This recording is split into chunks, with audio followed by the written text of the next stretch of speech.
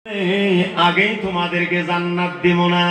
দুনিয়ার ভিতরে যেভাবে কণ্ঠ দিয়ে কোরআন পড়েছো, আজকে আমি আল্লাহ ফেরেশতার হাতানে নিজে স্টেজ বানাইমু। সেই স্টেজের উপরে বৈশা তোমরা আবার কোরআন তেলাওয়াত শুরু করো এবং পড়তে থাকো। আস্তে আস্তে পড়বা, ঠিক আছে? হকগুলো আদায় করে ফিরে আর আমি আল্লাহ নম্বর বসাইতে থাকবো যেরকম সুবহানাল্লাহ। এখন একটা সূরা পড়তেই তো মোটামুটি যাবো 1 ঘন্টা 2 ঘন্টা 3 ঘন্টা। এইভাবে যখন 30টা পারা কোরআন পড়বেন, হাফিজ যেই জায়গায় যায় কোরআন শেষ করবেন, আল্লাহ সারা নম্বর টোটাল করে বলবে তোমার অমুক নম্বর জান্নাত, যেরকম সুবহানাল্লাহ। আর মহান রব্বুল আলামিন বলবেন, ও হাফিজুল কোরআন, কোরআন দুনিয়ার ভিতরে আমি অবতীর্ণ করেছি সুরক্ষা প্রদান করার জন্য, দায়িত্ব দিয়েছিলাম মানব জগৎকে। তাই মানব জগতে সবাই একত্রিত হইয়া দানা পানি খাওয়াইয়া তোমাদেরকে হাফিজুল কোরআন বানাইলো। এখন তোদেরকে অধিকার দিলাম, তোরা নিজের আঙ্গুল দিয়া দেখায় দে কারে কারে পছন্দ হয়। আমি এমন 10 জন ব্যক্তিরে জান্নাতে পাঠাইব যাদের উপরে নাকি আমি আল্লাহ জাহান্নাম দিয়ে রাখছি। খালি আঙ্গুল দিয়ে দেখায় দে কারে কারে জান্নাতে দম লাগে। হাফিজে কোরআনদেরকে অধিকার দেওয়ান হইব। আর হাফিজে কোরআনদের মা বাবার মাথার ভিতরে আল্লাহ নিজে নুরানি চাদর দিয়ে গামছা দিয়ে বরণ করাইব, যেরকম সুবহানাল্লাহ। পবিত্র কোরআন কত যে মিষ্টি, যেরকম মিষ্টি না আরো যেরকম যখন ইমামে কেরাত করে তেলাওয়াত করে, কোনো সারিন্দা বাজায়, কোনো দুতুরা বাজায়, কোনো ঢোল বাজায়, কোনো তবলা বাজায়, তারপরে মুক্তাদিরা কয় হুজুর শান্তি পাইছি, যেরকম সুবহানাল্লাহ। কি দিয়ে শান্তি পাইলেন? একটা অর্থ কনছে দেখি। হুজুর অর্থ তো জানি না। শান্তি পাইলা কি দেখা কও না। মুক্তাদি চিল্লায় বলে, হুজুর পৃথিবীর ভিতরে অনেক উচ্চারণ শুনছি, অনেক বাক্য শুনছি, অনেক তেলাওয়াত শুনছি, অনেক গাওয়াগাবি শুনছি, কিন্তু ইমাম সাহেবের মুখ দিয়া পবিত্র আল কোরআনের যেটা তেলাওয়াত শুনলাম, জানি না কিসের মজা যেন লাগছে, কিন্তু লাগছে, এরকম সুবহানাল্লাহ। সুবহানাল্লাহ বন্না যে কি একটু তেলাওয়াত করে আপনারা শুনবেন। আর রহমান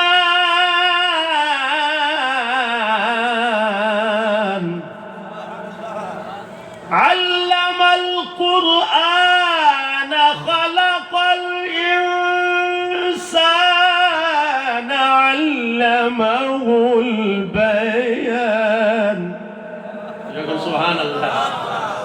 রাত 12টা বেজে গেছে, নিশাটা খাড়া হয়েছে, নাহলে তো আর একটু টান দিতাম। কিন্তু আপনার করে ইন্টারভিউ নিবার চাই, এই যে 2টা আয়াত পড়লাম, আপনার করে মজা লাগছে না? না কি দিয়ে মজা লাগলো? বুঝলেন কিটা? তরজমা তো করাবেন না, তফসির তো জানেনই না, কিন্তু একটা কথাই কইবেন, কি জানে একটা আকর্ষণ আছে, এটা আমিও বুঝতেছি না। আর এই বুঝনটা কাফেরেরাও বুঝতো যে কোরআনের একটা মিঠা আছে, কিন্তু মাত ভরি কায়েম রাখবার লাগে তারা প্রকাশ করে নাই। মহান রব্বুল আলামিন পবিত্র আল কোরআনুল কারীমের ভিতরে তাদের চরিত্রের বিষয় নিয়ে তুলে ধরেছেন। কাফেরেরা কয়ে বেড়াইতো, وقال الذين كفروا لا تسمعوا لهذا القرآن والغوا فيه لعلكم تغلبون। এক নেতা আরেক নেতারে কয়ে বেড়াইতো যে যখন ভক্ত লাগাল ভাবে কয়ে দিস যাতে মুহাম্মদ সাল্লাল্লাহু আলাইহি ওয়াসাল্লামের মুখের তেলাওয়াত না শুনে। জানোস তেলাওয়াতের ভিতরে কি মজা, শুনলে কিন্তু তা করে আর হাত রাখুন যাইব না। এটা কারা কয়ে বেড়াইতো? আবু জাহেল 1 নম্বর, আবু সুফিয়ান 2 নম্বর, আখনাস বিন শরীক 3 নম্বর। এই 3 জনের প্রস্তাব নিছে যে মুহাম্মদ সাল্লাল্লাহু আলাইহি ওয়াসাল্লামের মুখের তেলাওয়াত শুনুন যাবে না। শুনলেই মানুষ পড়ে যায়, শুনলেই মানুষ ভক্ত হয়ে যায়। জোরে কান নারে তাকবীর, নারে রিসালাত, নারে রিসালাত। এই 3 জনে যুক্তি করছে মুহাম্মদ সাল্লাল্লাহু আলাইহি ওয়াসাল্লামের তেলাওয়াত শোনা যাবে না। যুক্তি করে প্রস্তাব নিয়ে আবার এই 3 জনেই বলায় গেছে সুন্দর লাগে। কি ভাবে গেছে জানেন? আবু জাহেল ভাবছে আবু সুফিয়ান যাব না, আবু সুফিয়ানের ভাবছে আখনাস বিন শরীক যাব না, আর 3 জনে মিললে ভাবছে ভক্তরা তো যাবই না। এই বললে যেই জায়গায় নবী মুহাম্মদ রাসূলুল্লাহ মধুর কণ্ঠে কোরআন তেলাওয়াত করে সেই জায়গায় কান লাগায় সারাটা রাত শুনছে। শুনলে ফজর রক্ত এখন বাড়ি জল লাগবো না, আন্দারে আন্দারে পলাবার চেষ্টা করছে, যেন পলাবার চেষ্টা করছে শিমলা গাছ তলে 3 জনের দেখা। আবু জাহেল কয় আবু সুফিয়ানের তুমি কই গেছিলে? তুমি কই গেছিলে? আবার আবু জাহেলকে আখান আজমি শরীকের এই বুড়া বয়সে তুমি কই গেছিলে? এখন 3 জনে কানাকানি করে কয় কই যে গেছিলাম 3 জনই, এটা তোর কভার নাই, রাস্তা তো একটা, এক রাস্তা দিয়ে এসি, শুনবার তো সেইটাই গেছিলাম না গো। হ্যাঁ, কিন্তু বক্তব্য শোনা যাবো না, আমরা কি শুনবার গেছিলাম। ঠিক আছে, আগামীকাল যাতে ভুলটা না হয়। আগামীকাল 3 জনে মনে মনে ভাবছে বিগত দিনে যাওয়া কালকে যেটা আমরা চুক্তি করছি আজকে বোধহয় কেউ যাবো না, কিন্তু যে মিঠা তেলাওয়াত আমি যাই এখন ভাই। এই বললে আবু জাহেল তো পলায় যাওয়ান গেছে, আখ নাজমিন শরীকেও মনে মনে ভাবছে আজকে তো কেউ যাবো না, আমি যাই। এইভাবে আবু সুফিয়ানও ভাবছে দ্বিতীয় দিন সারাটা রাত মুহাম্মদ রাসূলুল্লাহ সাল্লাল্লাহু আলাইহি ওয়াসাল্লামের মুখের মিষ্ট কণ্ঠের তেলাওয়াত মুহিত হয়ে ফজরের সময় বের হইছে আন্দারে আন্দারে, আবার শিমলা গাছ তলে 3 জনের দেয়া। কিরে আজকে কই গেছিলাম আমরা? কই গেছিলাম এটা তো আমাকে জানা পাই নাই, কিন্তু এইভাবে যদি ভুল করবার যাই, আমাদের ভক্তরা যদি খালি এই বস্তুটা জানতে পারে, আর আমাদের এই গুপ্তচর যদি লিগ আউট হয়, তাহলে আমাদের নেতাগিরি কারোরই থাকবো না। আগামীকাল যদি এটা না এই বলে 3 জন দ্বিতীয়বার আবার শপথ খাইছে। তৃতীয় দিন ভাবছে যে শক্ত শপথ খাইছি 2 জনে মিলে আজকে কি হবই না। এই বলে আখনাজমির শরীর রাতে 10:30 আস্তে আস্তে করে কালা চাপ ধরে এটা উপর দিয়ে মাখাইয়া চোখ দুইটা বাইর করিয়া যেই জায়গায় তেলাওয়াত চলতেছে সেই জায়গায় অবস্থিত। আখনাজমির শরীর কইটা বেরিয়ে গেছে, আবু লড়ে বেরিয়ে গেছে, যাইয়া সারাটা রাত মধুর তেলাওয়াত শোনার পরে ফজরের সময় আবার উপস্থিত সেই শিমলা গাছ তলায়। এখন 3 জনে কয় খারো এলা পাবো না বইনি। এইভাবে যদি আমরা শুনতেই থাকি আমাদের তো সর্বনাশই হবে।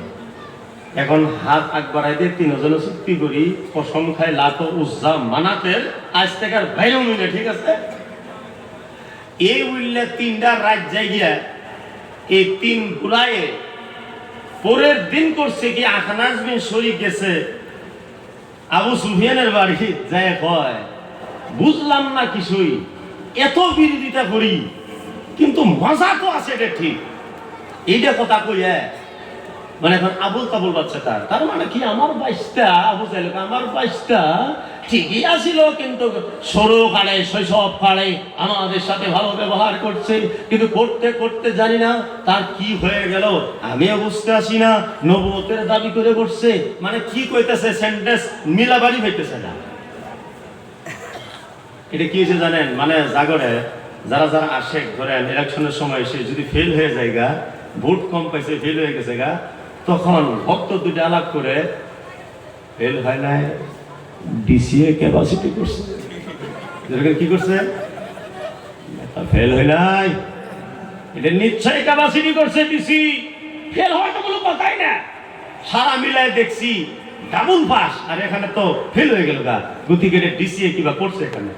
তা আবু জাহেলও সেই কেলেঙ্কারি ধরছে। আবু জাহেল আবু সুফিয়ানের একটা কয়, আবু সুফিয়ান আবার আবু জাহেলকে একটা কয় যে 22টা এরকম কেমনে হয়ে গেল, আর এত সুর শিখলো কোথায় থেকে, এত সুন্দর কণ্ঠ পাইলো কোথায় থেকে।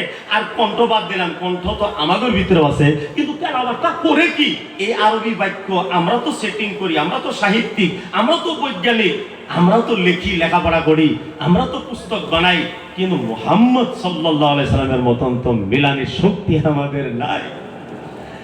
এই জন্যই বাংলাদেশের কবি বলছে, একটু আগে বলে গেছেন একজনে, যে কোরআন নিয়ে কেউ বাড়াবাড়ি করে নাই, করতেও পারবে না। আজ আমেরিকার মতন মহাশক্তি দেশের ভিতরে তাগরে শক্তি বলে সারা পৃথিবী আমার নতশিরে, কিন্তু আগুনে এমন দাউরাইতেছে, মেশিন গান থুয়ে তোপ থুয়ে নিজের শক্তি থুয়ে জান পাশায় তাল পাইতেছে না।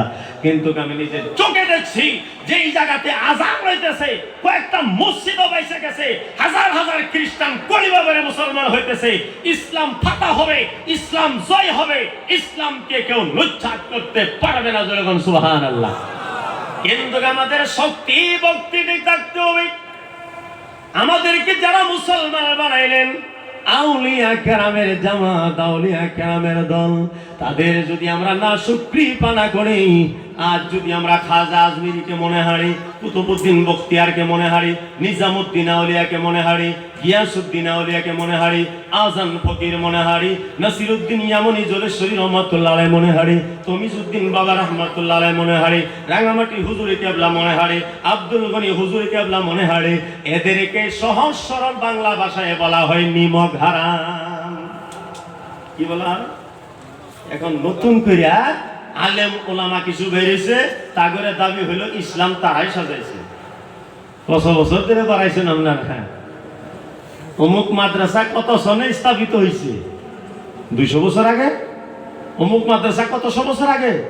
300 বছর আগে।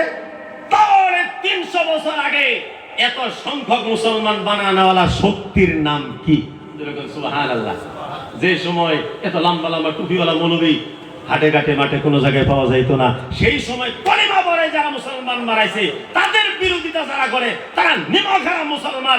এদের জন্য আসামের ভিতরে উচ্ছেদ চলে, এদের জন্য মুসলমান বদনাম হয়, এদের জন্য আযাব গাজাব আসমান ফেটে নাজিল হয়। আমি আপনাদেরকে অনুরোধ করছি, আমরা সুবিবাদী মুসলমান হও, আহলে সুন্নাত ওয়াল জামাত হও, মিলাদ কিয়ামপন্থী হও, নিমক হারাম পড়া বাদ দাও, তারপরে দেখবা আল্লাহর জালওয়া আসমান ফেটে নাজিল হয়ে বজরা করে সুবহানাল্লাহ।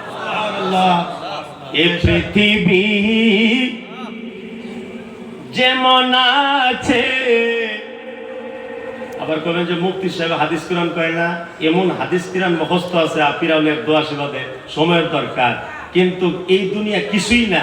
এটা আমি রাতের 12টা বাজার আপনাদেরকে 2টা পয়েন্ট দিয়া একটু বোঝাবার চেষ্টা করছি। আর আমারও মনে পড়ছে, যখন আব্বার বিছনাটার দিকে আপনার বিছনা খালি, যখন প্রোগ্রামে আসতাম একটু দেরি হয়ে গেলে কল আইতো, বা 2 দিন থেকে বাড়িতে যাইতাম, দখলে বসা থাকতো আব্বাজান, বলতো যে অমুক আসছে, তার জন্য গরম পানি করো, গোসল করবে।